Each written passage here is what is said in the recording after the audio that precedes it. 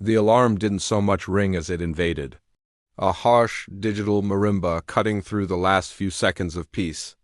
It was 6:47 a.m. on Monday, November 17th, 2025. Sam's hand flailed out from under the duvet, slapping the phone on the nightstand until the sound died. The screen glowed in the dark room of her Austin apartment, casting a blue-ish ghost light on the ceiling. 47 unread Slack messages. An 8:30 a.m. stand-up. A calendar reminder for a Q4 pre-Thanksgiving strategy sync at 3 p.m. that already felt exhausting. She didn't move. This was the ritual.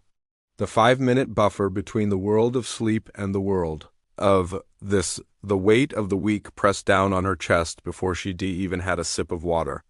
She could hear the distant hum of traffic starting up on South Lamar Boulevard, a steady, grinding drone that matched the feeling in her skull. This wasn't just the Sunday scaries anymore. This was a 7-day dread cycle. A low-grade hum of anxiety that started around Thursday afternoon and peaked right here on Monday morning in this dark room. She finally swung her legs out, her feet hitting the cool hardwood floor. The apartment was quiet except for the whir of the fridge. She padded to the kitchen, filled a glass with tap water, and looked out the window.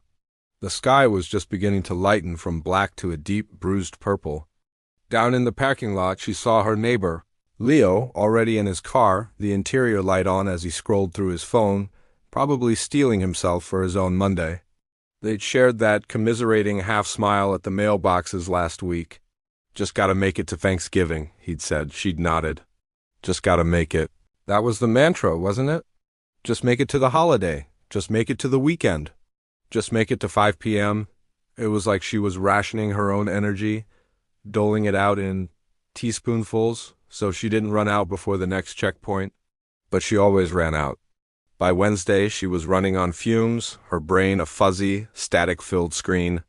Her bare minimum Mondays were supposed to be the fix. Coast through the first day, save the energy. Do the least possible to get by, but it never felt like saving. It felt like borrowing, and the interest rates were brutal. The first sensory assault of the real world was the shower water a little too hot, trying to steam away the lethargy. Then the scratchy feel of her work blouse, the one that looked professional but always felt a bit stiff around the collar. The bitter, burnt taste of the coffee she'd brewed too strong in her hurry. She grabbed her backpack, the same one she used every day. It never felt fully unpacked. There was always a forgotten charger cord tangled in the bottom, a crumpled receipt from last Wednesday's sad desk salad, the faint, sweet smell of the energy bar that had melted in there sometime in September. The commute was a blur of familiar misery. The elevator in her building smelled like lemon disinfectant and yesterday's takeout. The parking garage was a concrete cave, echoing with the slamming of car doors and the tense reverse beeping of a delivery truck. Her drive was a stop-start crawl across the Colorado River Bridge, the glittering skyline of downtown Austin looking less like opportunity and more like a cage of lit-up windows, each one holding someone else who was just making it. Her office was on the 14th floor. The fluorescence buzzed to life as she walked in, casting a sickly, shadowless light over the rows of identical desks. Her desk was in the middle. A company-issued laptop, a monitor, a wilting succulent she'd named Survivor because it, against all odds, hadn't died yet. She dropped her bag. The first thing she saw was the bright yellow sticky note stuck right to the center of her monitor. Her own handwriting from Friday, 5:02 p.m., when her brain had been completely cooked. It said in all caps, "Just make IT to Thanksgiving." She sank into her chair. It gave a familiar, tired sigh. She opened her laptop. The Slack icon was a pulsating red dot of pure demand. Her email inbox had a number in parentheses that was basically a threat. Her to-do list app was a cascading waterfall of tasks, color-coded by urgency, all of them shouting. And yet, for the next 20 minutes, she did nothing. She organized her desktop icons. She refilled her water bottle. She checked the weather app for the 10th time. She was performing the ritual of bare minimum Monday, conserving, hunkering down. But here's the thing that hit her as she stared at the blinking cursor in a blank project document. It didn't feel restful. It felt guilty. It felt heavy. The energy she was supposedly saving by not diving in was being spent on a frantic internal calculation of how behind she was, on the dread of the mounting pressure, on the sheer weight of all the things she wasn't doing. She wasn't resting. She was anxiously waiting. And that question, the one that had been scratching at the back of her mind for months, finally broke through the static.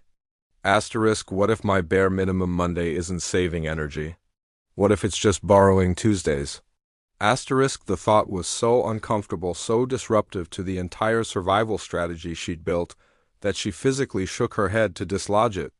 Of course it was saving energy. Everyone said so. All the articles, all the TikTok therapists, protect your peace, set boundaries, do the bare minimum. But the evidence was right there in her own body. The tightness in her shoulders wasn't from hard work. It was from the tension of holding back from work. The fog in her brain wasn't from burnout. It was from the constant, low-grade panic of impending tasks. She was treating her motivation like a gas tank, a finite resource to be carefully measured. But what if it wasn't a tank? What if it was something else entirely? She looked around the office.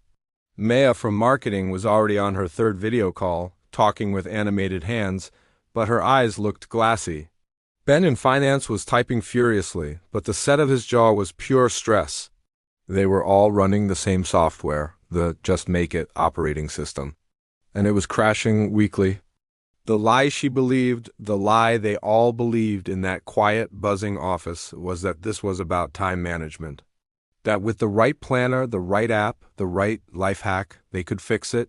They could balance the equation. They could finally have enough hours, enough energy, enough give dash a dash damn asterisk to get through the week and still have a life. But as Sam looked back at her sticky note, that pathetic paper flag planted in the hill of her week, she felt the truth deep in her bones. This wasn't a scheduling problem. This was an identity problem. The system wasn't broken. The belief powering the system was broken. She had, slowly and without realizing it, authorized a kind of identity theft. She had started believing that on the days she didn't produce, she didn't matter, that her worth was equal to her output. And so a bare minimum day didn't feel like a smart strategy. It felt secretly like a day where she was worth less. And that changes everything. Because you can't fix a broken belief with a better calendar. You have to start with a better question. You have to look past the to-do list and into the mirror. The week ahead was a marathon, sure, but she'd been trying to run it with shoes that were 3 sizes too small, blaming the track for the pain. Thanksgiving was 8 days away. The countdown was on, but maybe, just maybe, the goal wasn't just to survive the countdown. Maybe the goal was to show up to that holiday table as someone different, someone who wasn't running on empty, someone who didn't need a sticky note reminder to just make it. The first step isn't another productivity tip. It's a single, simple acknowledgement. A quiet moment of looking at the lie and deciding you're no longer willing to live inside it. The sun was fully up now, streaming through the window and hitting her desk, illuminating the dust motes dancing in the air. The week stretched ahead, long and daunting. But for the first time in a long time, Sam felt a flicker. Not of motivation, but of curiosity. What if there was another way? And what if that way started not with doing more, but with believing something entirely new? The journey of 1,000 miles begins with a single step, they say. But sometimes the most important journey begins when you finally decide to take off the shoes that are crushing your feet. Sam sat at her desk, the glow of her monitor painting her face a pale blue. The Just Make It to Thanksgiving sticky note was still there, but now it felt like an accusation. That uncomfortable question from yesterday about borrowing Tuesday's energy wouldn't leave her alone. It was Tuesday, November 18th, 9:14 a.m. The sky outside her Austin office window was a perfect, bright Texas blue, completely at odds with the storm cloud sitting in her stomach. She had a single, simple task: draft the agenda for next week's client check-in. It should take 20 minutes, tops. But for the last 45, she'd been doing anything but. She'd organized her project folders by color. She'd read 3 articles about maximizing quarterly synergies. She'd even cleaned the smudges off her screen with the edge of her shirt. The blank document stared back at her, the cursor blinking with a slow, steady mockery. Asterisk tap tap tap tap asterisk. This wasn't laziness. Her heart was beating a little too fast. Her palms were slightly damp. This felt like fear. But fear of what? A bullet point list? It made no sense. She finally opened a new browser tab and typed, her fingers feeling stiff. Why can't I start easy tasks? The search results were a flood of familiar labels: procrastination, anxiety, ADHD. But one phrase, buried in a forum, caught her eye. Productivity guilt. She clicked, and there it was. The hidden pattern. It was like reading her own diary written by a stranger. Productivity guilt wasn't about avoiding work. It was about the crushing weight you feel when you believe, deep down, that your worth as a person is tied directly to your output. That if you aren't producing, you are, in some fundamental way, failing at being you. The article described it perfectly. On high output days, you feel valuable, worthy, asterisk, good asterisk. On low output days, or days where you just can't seem to start, you feel worthless. Your brain interprets a lack of productivity as a personal failure, a threat to your identity. So what do? You develop strategies to manage the guilt. Bare minimum Monday isn't a rest day, it's a guilt management day. You do just enough to quiet the screaming voice that says you're not doing enough. It's an exhausting circular trap. Sam leaned back, the office chair creaking. The hum of the air conditioner, the distant chatter from the kitchenette, the asterisk click-clack asterisk of someone typing efficiently nearby it all faded into a dull buzz. This was the villain. Not her job, not her boss, not the number of hours in the day. It was this silent, invisible belief she'd been carrying for years. Asterisk, if I can't do it excellently, I shouldn't do it at all, asterisk. She thought about her friend David, a product manager in Seattle she talked to every few weeks. Last month, over a glitchy video call, he'd confessed something. He'd spent the entire first 2 hours of his Monday just prioritizing his priority list. He had 7 different project management tabs open, color-coding, adding subtasks, creating labels. He was building the most beautiful, intricate map of the work, and never taking a single step into the territory. He was paralyzed by where to start, imperfectly. He was so afraid of picking the wrong first task, of not doing it perfectly, that he chose no task at all. And then he felt terrible about himself for wasting the morning. That was the trap, the all-or-nothing mindset, the belief that starting had to be perfect, significant, and monumental, or it wasn't worth starting at all. So you wait for the perfect moment, the perfect plan, the perfect burst of motivation, and you wait. And while you wait, the guilt builds. And to soothe the guilt, you do tiny, meaningless tasks that look like work. Cleaning, organizing, planning, anything to prove to yourself that you're still a productive person. It's a performance you put on for an audience of one, your own anxious brain. Let me paint you a picture of what this trap looks like from the outside. Imagine someone sitting at a table, and in front of them are 100 playing cards. Their job is to build a structure. But they don't just start stacking. They plan. They design. They envision a magnificent, towering castle of cards. They finally place the first 2 cards, leaning them together. Perfect. Then the third. It's delicate. Their hand shakes. The air from the vent above blows gently. A single card, maybe the one labeled unexpected email from boss or self-doubt, trembles. And then the whole fragile, beautiful structure collapses. Thwump. A soft sigh. They gather the cards, and they start again, trying to build the same perfect castle, hoping this time their hand will be steadier. The air will be still. They build and collapse, all day long. They are exhausted. The table is covered in fallen cards, and they haven't actually moved a single inch forward. That was Sam. That was David. That might be you, right now, listening to this. You're not lazy. You're trapped in a beautiful, terrible prison of your own high standards. Sam looked at her screen. The blank agenda document. The perfect empty castle. Starting it felt terrifying because what if it was bad? What if she forgot an important point? What if the client thought it was unprofessional? The fear wasn't about the agenda. The fear was that a bad agenda meant she was bad. Her identity was on the line with every bullet point. But then, a tiny, rebellious thought broke through. A what if, so simple, it was almost insulting. What if the goal for Monday, or any day I'm stuck, wasn't to produce, but to connect? It felt trivial, not connect in a cheesy corporate team-building way, but connect in a human way.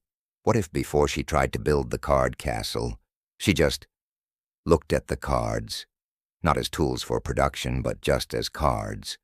What if, before she tried to write the perfect agenda, she just connected with the purpose of the meeting, or even connected with a colleague about something unrelated? In a world that valued output, connection felt like a luxury, a distraction, but the trap was the output or nothing thinking. Connection was a third door. It wasn't about building the castle. It was about remembering why you liked castles in the first place. The office phone on her desk rang, a sharp, jangling sound that made her jump. It was her coworker, Anna, from the design team. "Hey," Anna's voice came through, sounding tired.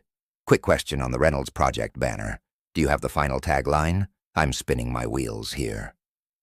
An hour ago, Sam would have felt interrupted, annoyed, another demand on her precious, rationed energy. But now, she heard something else in Anna's voice, not just a question about work, but a flicker of the same frustration, the same spinning of wheels that she'd just been feeling in her own mind. "Hey, Anna," Sam said, and she made a conscious effort to soften her own tone. "I don't have it finalized yet, but I can get you the latest version in 10. But honestly, you sound like I feel. Everything just sticking?" There was a pause on the other end, a beat of genuine human recognition. Anna let out a short, real laugh. "Sticking? Sam, I'm cemented in. I've been staring at this font menu for 20 minutes. I think I'm losing my mind." That tiny moment of shared reality, of saying, "me too," did something strange. The tight knot in Sam's chest loosened, just a fraction. The agenda document didn't feel like a judge anymore. It was just a document. Anna wasn't just an interruption. She was a person in a similar trap. For 10 seconds, Sam had stepped outside the prison of her own productivity. She had connected. Ridiculous. It wasn't a solution. It was a crack in the wall, a single sliver of light falling into a dark room. You don't break out of a trap with a single crack. But you see the outside world for the first time. You remember there's an outside, and that changes everything. The first break doesn't look like a dramatic breakthrough. It doesn't look like crossing a finish line or launching a project. It looks like a quiet question whispered in your own mind. It looks like a moment of honesty with a coworker. It feels like the slight physical release of a breath you didn't know you were holding. The trap is built from isolation, the feeling that you're alone in this struggle, that you're the only one who can't keep the cards standing. Connection, however small, breaks that isolation. Sam finished the call with Anna, promising to send the tagline. She looked back at her monitor. The blank page was still there, but the paralyzing fear around it had diluted just a little. It was no longer a test of her entire worth. It was just the next thing to do. The castle of cards could be simple, a little house even. It didn't have to be perfect. It just had to exist. The journey from being trapped to being free isn't one giant leap. It's a series of these small, almost invisible cracks. Each one lets in a little more light. Each one reminds you that you are more than your output. You are a person who can connect, who can ask, what if? Who can look at a falling house of cards and instead of just seeing failure, finally see the pattern of the trap. And once you see the pattern, you can't unsee it. You can start to choose differently. You can start, not with a perfect plan, but with a single, imperfect, human connection. And that is where everything truly begins. The crack of light from yesterday was still there in Sam's mind. But on Wednesday morning, November 19th, the old walls of the trap felt like they were closing in again. The alarm buzzed at the same time. The same bruised purple sky was outside her Austin window. The same heavy backpack waited by the door. The insight from yesterday, that connection might be a way out, felt flimsy, theoretical, like a paper shield against a real storm. She sat on the edge of her bed, the cool morning air raising goosebumps on her arms. Her phone was in her hand, a black rectangle of infinite demand. The automatic ritual was to open her work email first thing, to rip off the Band-Aid, to see what fresh chaos had arrived overnight. But yesterday's tiny moment with Anna, that shared laugh of frustration, echoed. What if the goal isn't to produce, but to connect? It sounded naive. It felt like skipping the warm-up before a marathon, irresponsible. The voice in her head, the one that measured her worth by the minute, was loud and clear. This is a waste of time. You have 47 unread Slack messages. You have that big project outline due by noon. Connecting is not on the to-do list. It doesn't count. But another voice, quieter and newer, whispered back, what if it counts more?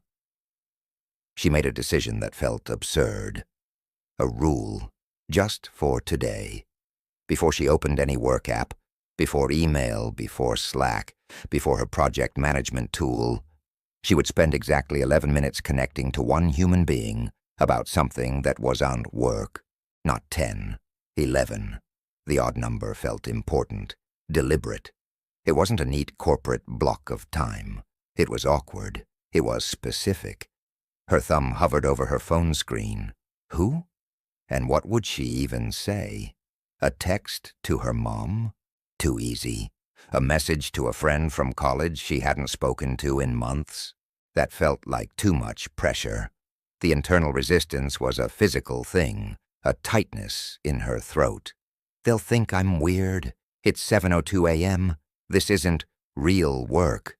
You're just avoiding real work. The old identity, the producer identity, was putting up a fierce fight. Then she remembered Leo, her neighbor from downstairs, the one she'd shared the just make it to Thanksgiving smile with. She had seen him post a photo on Instagram over the weekend at some new taco place on South Congress, a place called Verde. He was grinning, holding a massive taco al pastor, pineapple gleaming on top.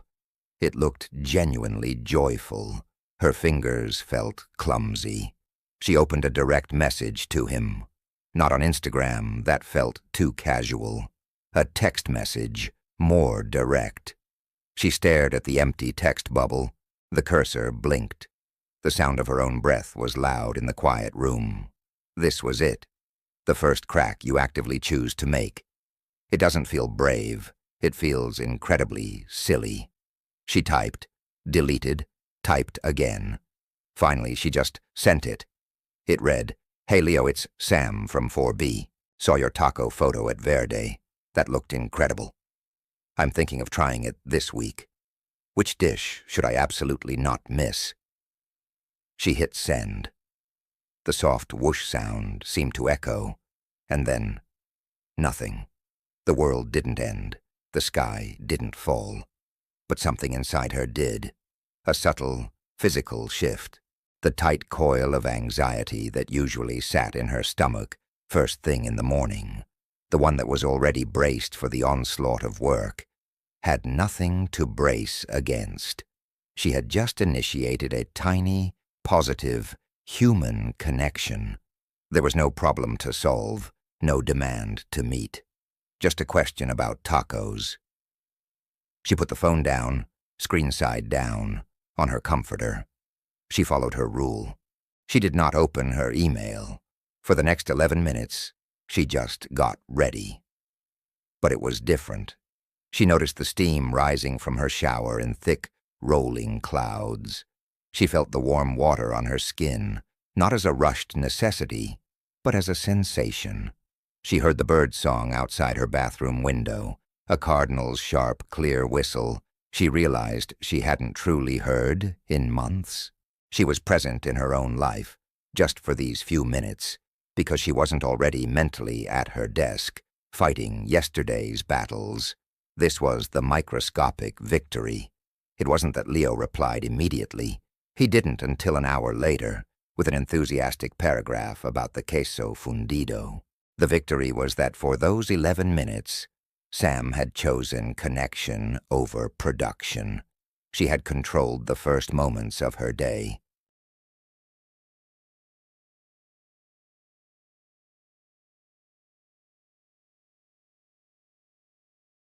I was constantly exhausted, irritable, and completely burnt out. I knew something had to change, but I had no idea where to start.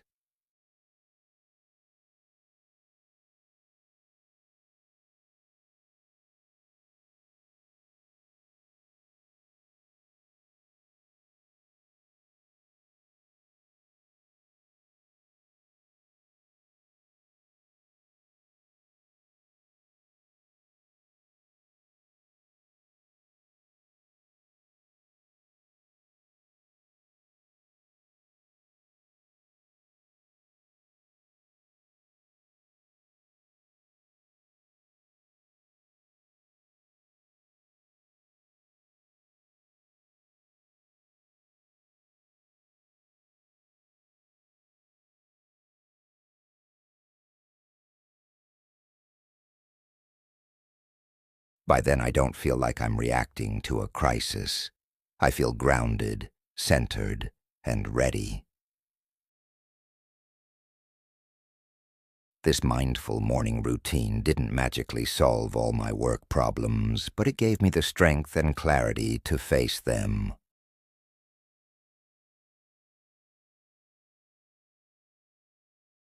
If you're feeling overwhelmed, maybe it's time to take back your mornings, too. Thanks for watching, and I hope this helps. She reached for her phone, but instead of opening work email, she opened her notes app. She'd written the protocol there last night in simple bullet points. It wasn't fancy. It was just 5 specific actions, one for each weekday leading up to the holiday. Asterisk, asterisk, Monday. Connection sprint. Asterisk, asterisk, 11 minutes of human connection before work apps. Done. Asterisk, asterisk, Tuesday. Energy audit. Asterisk, asterisk, today's task. Her job wasn't to change anything, just to notice.